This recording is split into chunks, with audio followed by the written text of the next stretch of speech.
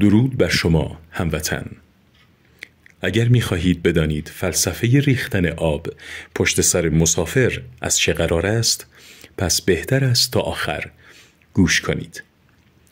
سردار پر افتخار ساسانی یعنی هرمزان که نزد لشکریان ایران و نیز دشمنان ایران آوازه فراوانی داشت، در آخرین نبرد با اعراب حماسه‌ای جاودانه از خود نشان داد و هرگز تسلیم نشد و بالاخره توسط اعراب دستگیر شد و او را نزد خلیفه بردند و بعد از گفتگویی که بین آنها رخ داد، خلیفه دستور بر کشتن فرزند ایران داد.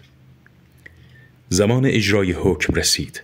در این هنگام هرمزان طلب جامی از آب کرد.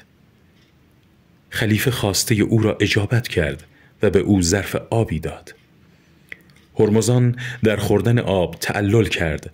وقتی دلیل این کار را از او پرسیدند، هرمزان گفت: چه تضمینی وجود دارد که در زمان نوشیدن آب مرا نکشید؟ خلیفه سوگند یاد کرد که تا وقتی آب را ننوشیدی جانت در امان است.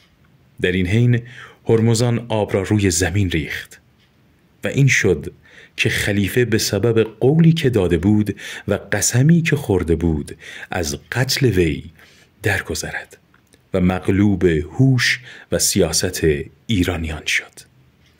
این کار سردار ایرانی سبب به وجود آمدن فلسفه ریختن آب پشت سر مسافر گردید.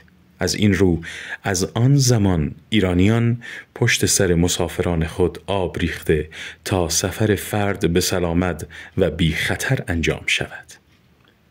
امیدوارم لذت برده باشید.